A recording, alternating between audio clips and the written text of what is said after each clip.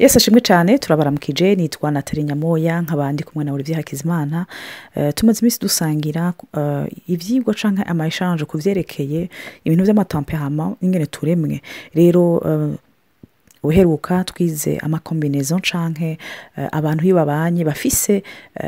ya temperament imwe y'abasanga rero ndafashimiye cyane kuri ku ma feedback maze imisi mutuha rero no mustuza kwaniriza kuri ya kombinaison twatanga uheruka y'abasanga n'abasanga uherutse twavuze kuvyerekeye imbaraga ibintu vyiza bafise kuko n'abantu bafise ama force menshi nabavuga nte ibintu vy'ingaruka biboneka hanze cyane n'abantu bavuga neza bakaya ama relation twarabivuze gose twaravuze ko abantu mu migenzo yabo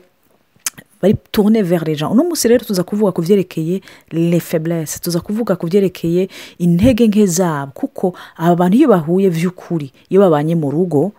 urugo kame murafise ukuntu rushira habona imbaraga nkeya ndibuka ko umuntu twigeze kuganira ariko aratubwira ati mbe bigenda gute ko kenshi hanze iyo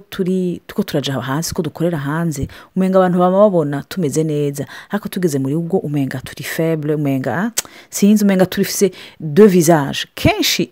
impano zacu zamaziri porter vers les autres kenshi cyane en particulier pour les sanguins et les colériques n'abantu bamafise impano ziri au service des autres kenshi niko bimeze rero nk'umuntu yubaka w'umumelancholique ico kintu ntacumva kuko wewe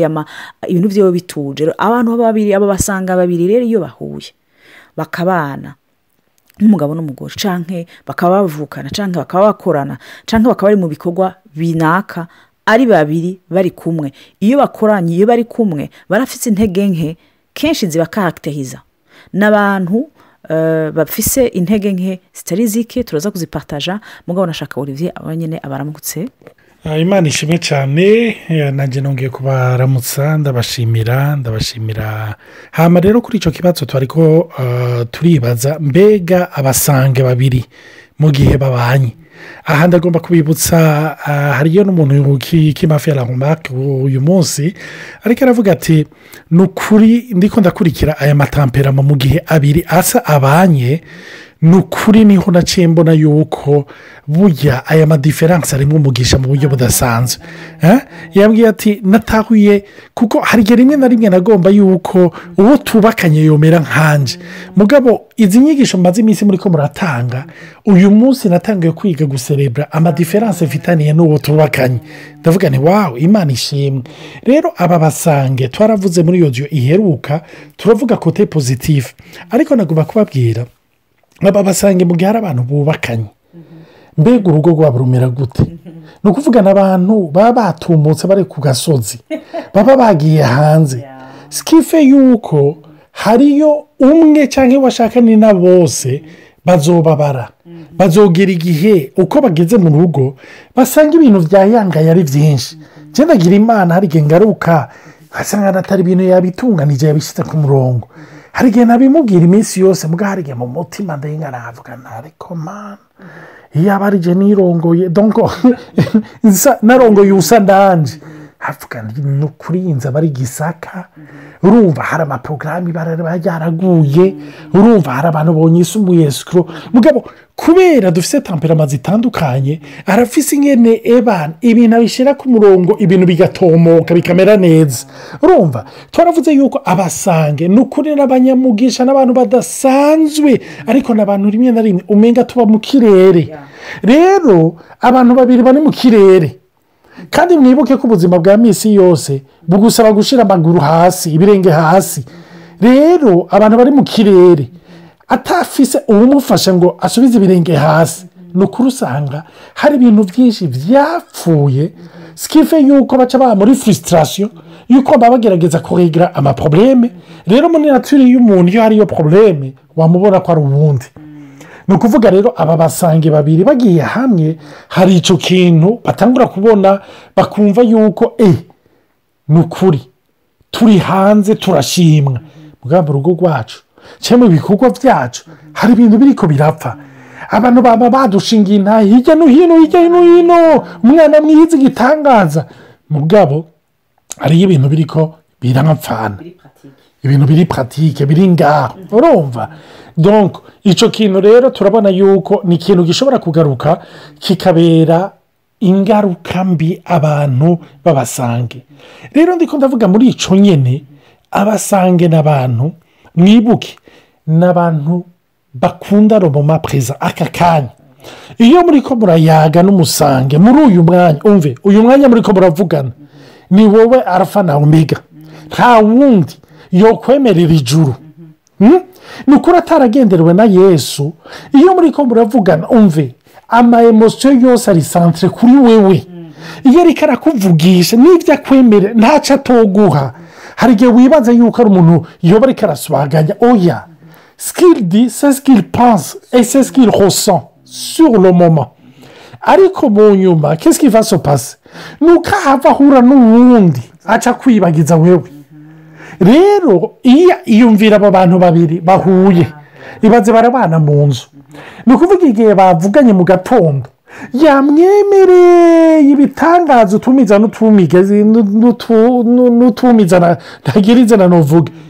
ariko ashitse hanze akaca ahura n'undi afise umutwaro akaba aribagiye uwo babana cyangwa uwo bategerezwa gukorana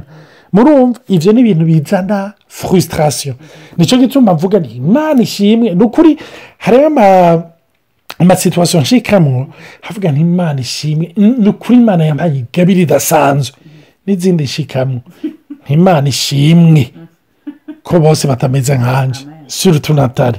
sinzi icyo natali nawe yobivuga ko surutu kwanze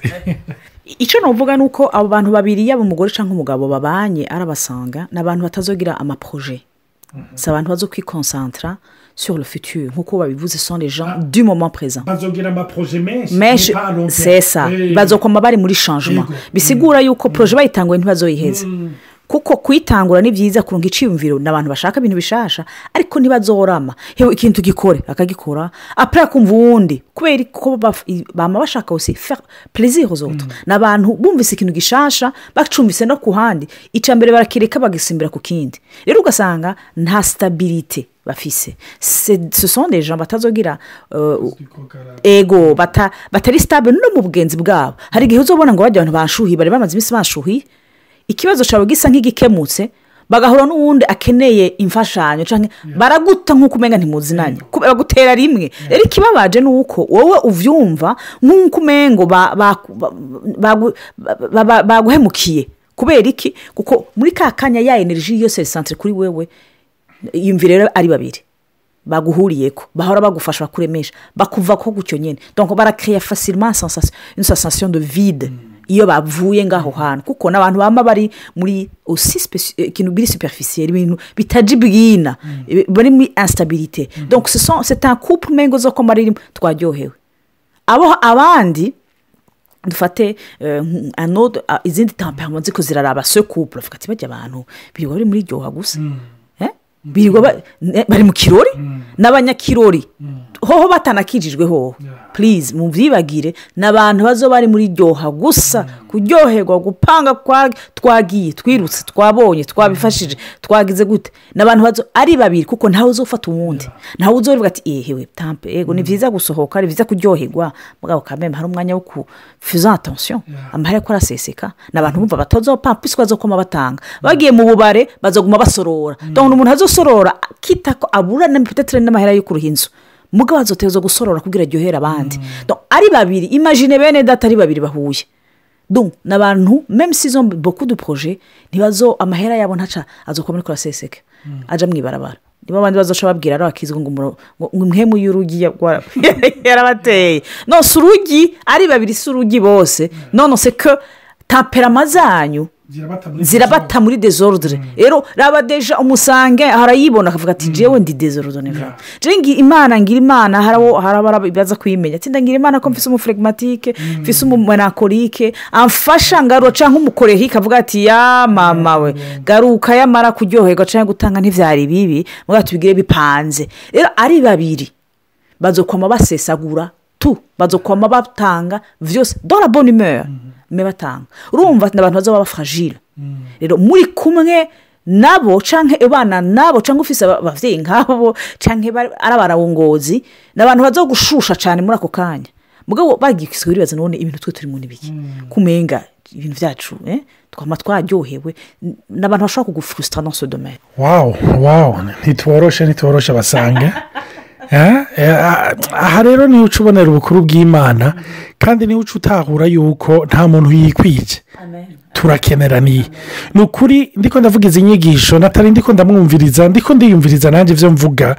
bingarukana ahantu mvuga ngo mana ni ukuri ndakeneye abantu nka Natali ndakeneye abantu bameze nk'abaflegmatike ndakeneye abantu b'abakorerike urumva turakeneraniye rero gutahura limite zawe biragufasha kugira ngo ushobore kwiyugurukira abandi cyangwa ushobore no kubenefisia ingabire yabo urumva twaravuze yuko abasange n'abantu bakunda changement urumva n'abantu bakunda guhindagura ibintu bihindagurika variete urumva rero ingorane y'ari abantu babiri babana hari amavariyete rero iyo atahuye umwe afise variyete n'urundi variyete sud ni ukuvuga baraburana uyu munsi bagapanga proje bukeye umwe yagiye muri variyete yindi ubundi aracyayifise k'agatima aca bafrusirati none buri gute ibi bintu uko bihinduye atoya oyo naguye ku bindi bidasanzwe ibintu bishasha ahubwo twari twicareje muri iyo proje ugasanga bava kuri kimwe baguma bahindagurika urumva ikindi naco abasanga kubera ico kintu cyo gukunda changement kuri kote positif ni ukuvuga n'abantu ni ukuri niyo Imana yabahibwiye cyangwa iyo wabahaye remarque ikabakora ko vy'ukuri barashobora guhinduka facile mugabo rero ni n'abantu kubera kuri uko guhindagurika usanga barasamara baraba muri distraction mu buryo budasanzwe kuko wibuke yuko aussi distraction yabo si uko ari manque de concentration oya nuko kenshi barakunda terema abantu kuko bama iminsi yose bari ready kuja kuzimya umuriro ni ukuvuga umuntu wese agaragaje ko bakeneye muri bo n'ukuri umenga n'umuriro watse bumve yuko nibakizimya mboto ife yuko bahaba ife yuko baseruka n'inseruka rukamvye ife ko baba hafi ife ko baseruka mpora ndabibona ngaha muhira je ndashobora kuba ndiko ndandika nk'igitabo cyangwa ndiko ndandika nkoresha ordinateur cyangwa ndi ku kazi ndiko ndakora nkoresha ordinateur nkumva Natali arambwiye ngo rize ngo ndakwereke aho ndi muri salon wewe ari muri ordinateur mu cumba ngo ndakwereke ikintu urumva jewe facilement chambagarika cyangenda numvirize niki mugabo wewe naho tuba twicaranye ariko arakora ikintu nkamubwira avuga ngo rivye ngo rindira mpaze iyi phrase cyangwa rindira gato yimpeze iki kintu urumva ari focused ku kintu ciwe harike nahora niyumvira avuga n'uyu muntu ibi ni biki nanje reka nzobimbugire urumva nawe yumve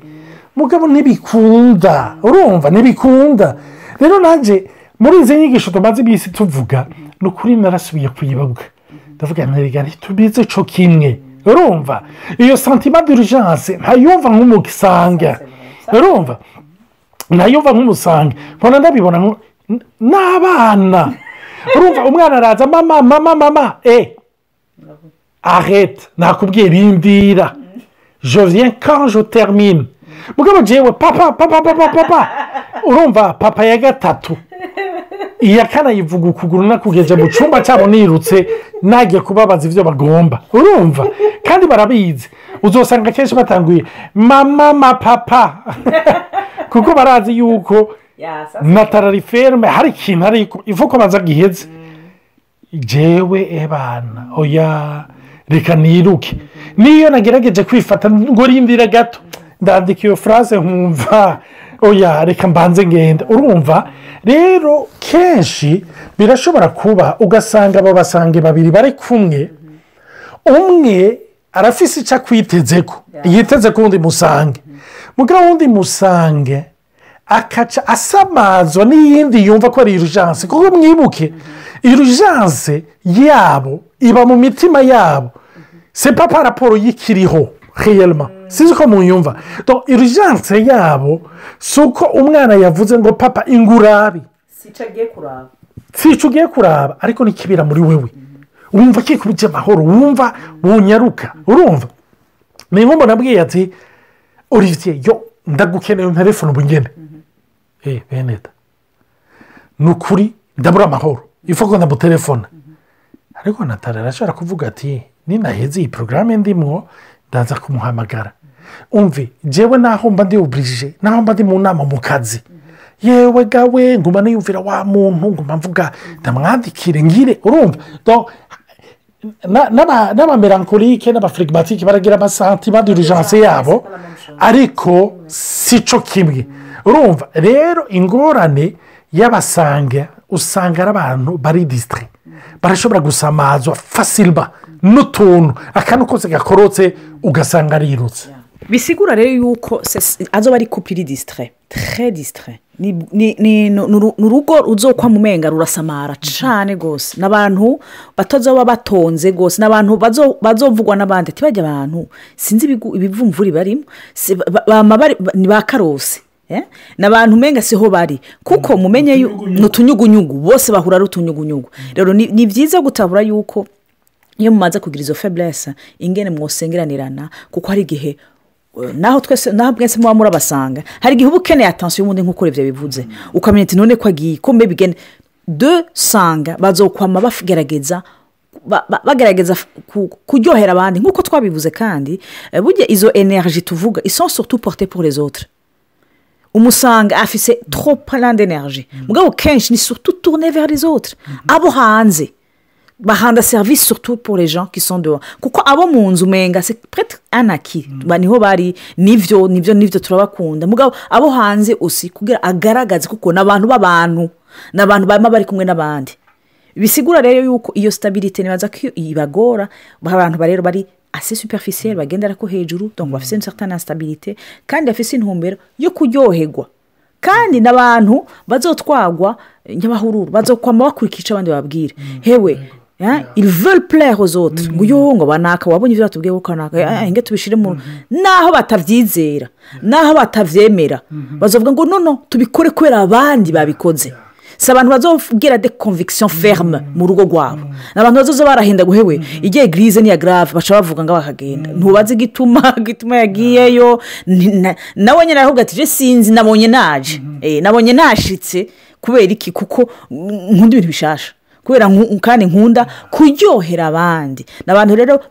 batazogira iyo fermeté rimwe na rimwe rero ils peuvent passer pour un couple escroc cyane abantu vraiment n'ukuri hoho satani n'abagendeye gose n'abantu bashaka ku escroquer facilement ko bafise ururimi rwiza bafise ingene bavuga neza rero iyo ntege nke zabo zishobora kubabaza abandi ikindi novuga ariko aravuga kuri icyo kintu hari iyindi feburese abasange bafise ariko aravuga kuri icyo kintu natari cyangwa umenga n'abayesikoro cyangwa ariko baresikoroka ni uko n'abantu begzagera facilement sibyo donc iyo umusange ariko aravuga ko wambaye neza hari igihe ushobora kwibaza uti ushobora kuba nambaye impuzu ujya ntibaza ko nambaye kuko iyo mu melankolike aguhaye komplima aguha komplima iri refleshi yiyumviriye kandi iri kadire ni ukuvuga ni ibintu biboneka nimba ari 2x2 yari 2x2 ariko umusange ko agomba kuryohera ifu yuko akoresha amplificateur sibyo amplificateur burya yamplifiye igihari mugabe ikakigira kinini abasange rero nuko bari skife rero yuko rimwe na rimwe ni ukuri Yesu atabagendeye ngo bave muri icyo kintu cy'uko ugomba kuryohera abantu kurusha imana hari igihe usanga baguye mu kubesha mu kwegzagera mbega hari uwavuze ubutumwa bari bangahe hewe abantu babuze iyo bicara yari 5 urumva cyangwa yari 10 muri we hari igihe yumva ibintu byose arabikakamisha ibintu byose byari byiza cyangwa niyo yanse nayo ikintu cyari kibi hari igihe wumva yuko ibara ryari ryaguye urumva skife rero yuko abo bantu babiri bari hamwe hari igihe rimwe na rimwe bashobora kubeshana sibyo donc akamubwira ibintu akabyamplifya maze ubundi we ntabyumvirize muri dogere ya amplification maze akavuga ati umuntu agasanga yafashe amadesiziyo paraporo ya konseye ya mbere iri ampurifiye maze ugasanga umuntu yagiye yibomye cyangwa yaguye mu bintu by'ibara mu nyuma usanga bigora kuvamo. cyangwa ndibaza yuko umuntu asa n'uwabivuze asa n'uwabivuze byose. rero ni ukuri hariyo abantu bikunda turetse abubakana abantu usanga bakorana arabasange. ni ukuri n'abantu b'abasange bakeneye ikintu cya mbere guhimbara imana kurusha umwana w'umuntu. icyo kintu ndavuga niyo defi ya mbere challenge ikomeye rwose. ni ikintu cya mbere gikomeye kigora abasange, ikintu cyo kugomba guhimbara imana odore y'abana b'abantu. ni ukuri numva aricyo ntusengera abasange, nanjye niyisengera niyenkiriwamo kuko nicyo ndi. data mu izina rya yesu ndagushimiye kukugira neza kwawe, kandi ndagushimiye ku basange bose bari barumviriza iri jambo. mana ubandanye uduha umutima uri porte vers toi kurusha kuba porte ku bantu. mana twifuze guhimbara wewe kurusha kwifuza guhimbara abantu. mana maze ibyo biturinde kwegzagera, biturinde kubesha, biturinde gusamara, biturinde gushuha mu bishobisho tudashuhijwe na muhemu wawe. mana nongeye kugushima kuko ukora ko abo bantu ukora ko iyo couple y'abasange cyangwa abo bakorana ibikorwa kugira ngo mana amaso bayashyire kuri wewe kandi bifuze guhimbara wewe gusa, kugira ngo icyo ukuboko k'uburyo gutanze kuko bavura kukimenye. mana icyo dukoze ntitwifuze ko ari abantu ba produce ariko ari ijuru rya produce. ni mu izina rya yesu ndabisaba, amen. mugire umunsi mwiza, abandi mugire ijoro ryiza. karibu ku ntahe zanyu na partage zanyu, amen.